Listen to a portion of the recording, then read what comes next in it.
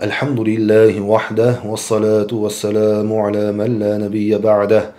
Assalamu alaikum ve rahmetullahi ve barakatuh. Hurmetli jamaat. Mынандай bir сұрақ келген екен біздерге. Әйелдерден пайғамбарлар болған ба? Қараңыз. Ең бірінші адам, ең бірінші пайғамбар.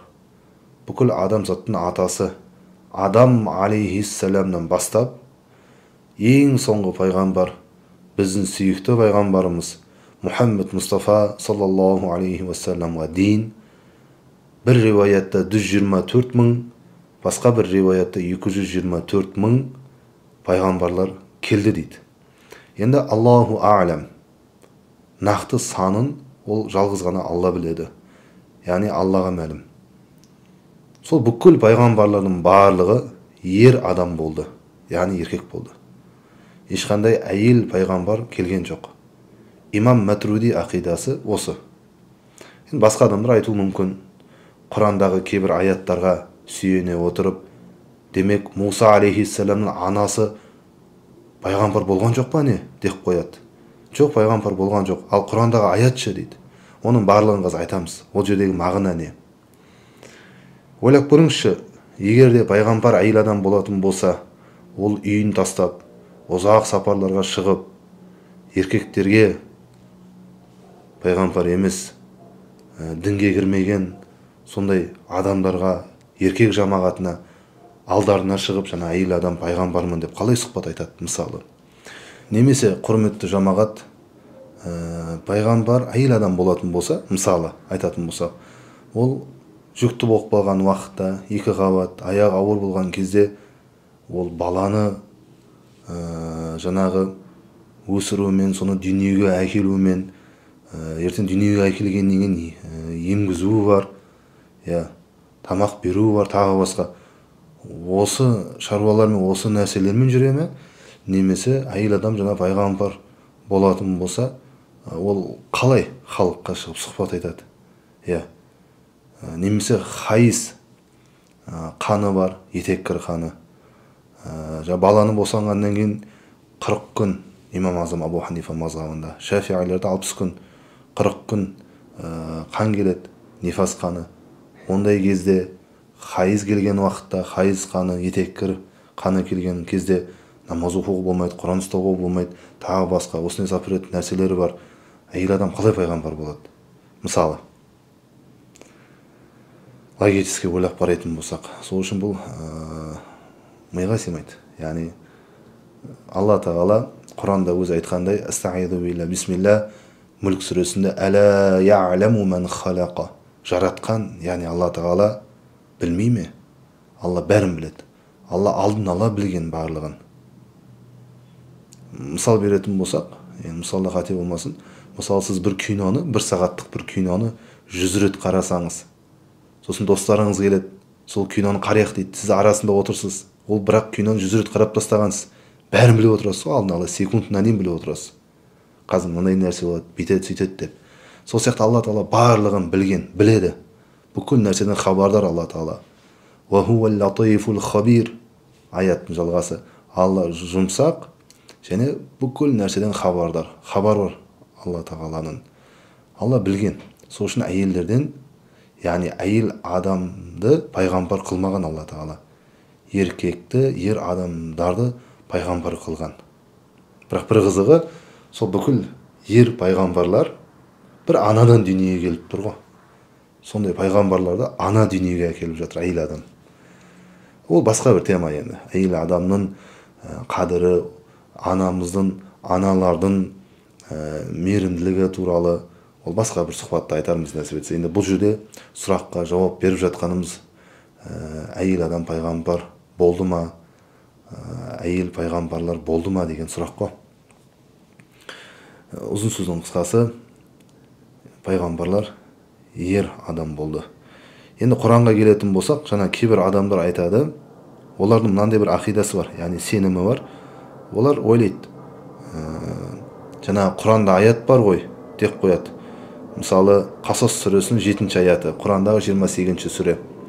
Сол Қасас сүресінің 7-ші аятында, Астағиду билла бисмилла, Алла тағала былай дейді. Құрандағы аят. осы аятқа байланысты олар былай деп айтады: демек пайғамбар әйел адам болған пайғамбарда бар екен ғой дейді. Олай емес. Ал жаңағы дәлел қылып алатын аяты осы. Алла былай дейді: وَأَوْحَيْنَا إِلَى أُمِّ مُوسَى أَنْ أَرْضِعِيهِ إلى آخر الآية. Аят Құранда осылай жалғасады. Мағынасы: وَأَوْحَيْنَا, біз вахи қылдық. Вахи пайғамбарларға беріледі. وَأَوْحَيْنَا, біз вахи қылдық. Кімге? Иля умми Муса, Муса алейхиссаламның анасына вахи қылдық дейді. Міне осы дәлел емес пе дейді. Жоқ, бұл жердегі біз вахи қылдық деген сөзден мақсат, мағына, біз Муса алейхиссаламның анасының көкейіне салдық. Яғни көкейіне салу деген мағынада деп айтамыз. Олар мойындағысы келмейді. Жоқ, ва аухайна деп жатыр Алла. Сендер қалай бұл аятты өздеріңше көкейіне салдық деп жаңағы илхам мағынасын қалай бересіңдер? Бұл жерде ондай мағына жоқ. Прямой мағынасы вахи қылдық деп жатқан жоқ па Алланың өзі деп айтса, біз онда Құранның басқа бір аятын оларға дәлел қыламыз. Ол Құрандағы 16-шы сүре Нахл сүресі. Нахл дегеніміз ара деген сүре.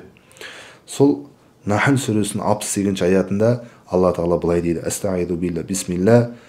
وَأَوْحَى رَبُّكَ إِلَى النَّحْلِ أَنِ اتَّخِذِي مِنَ الْجِبَالِ بُيُوتًا وَمِنَ الشَّجَرِ وَمِمَّا يَعْرِشُونَ. Садақаллахул азим. Мағынасы: Раббың араға былай деп айтты дейді. Жаңағы таулардан, ағаштардан, және тағы басқа нәрселерден ұялар жасап ал деп Алла араға вахи қылды дейді. Қараңыз, бұл жерде де вахи айтылып жатыр. Сонда ара пайғамбар ма?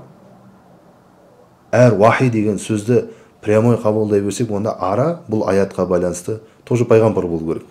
Бірақ бұл жерде ва ауха, яғни вахи қылдық дегеннен, вахи қылды Раббың сенің дегеннен мақсат, мағына, бұл жерде нұсқау мағынасы айтылып жатыр.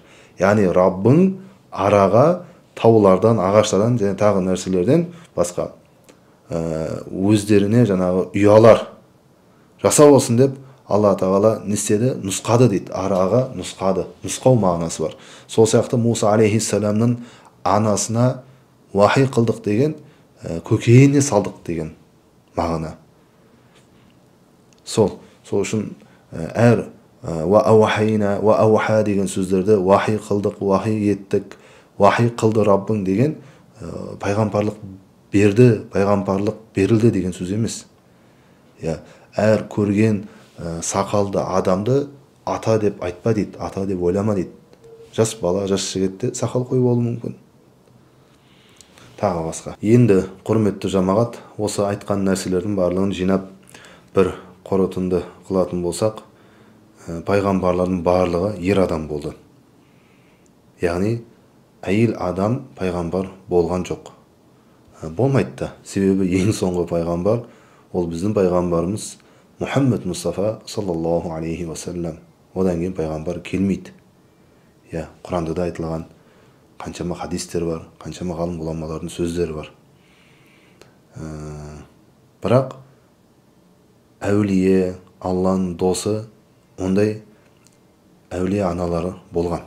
Мысалы, Мәриям анамыз, Рабиатул Адабия сияқты, Айша, Фатима аналарымыз сияқты, радиаллаху анхунна, Алла баршасына разы болсын. Сондай әулие дәрежесі ұлық болған, үлкен болған әулие аналар болған, өткен. Бірақ әйел пайғамбар болмаған, болмайды да қияметке дейін. Алла разы болсын баршаңыздан. Қысқаша айтқанда осы. سبحانك اللهم وبحمدك أشهد أن لا إله إلا أنت أستغفرك وأتوب إليك والحمد لله رب العالمين.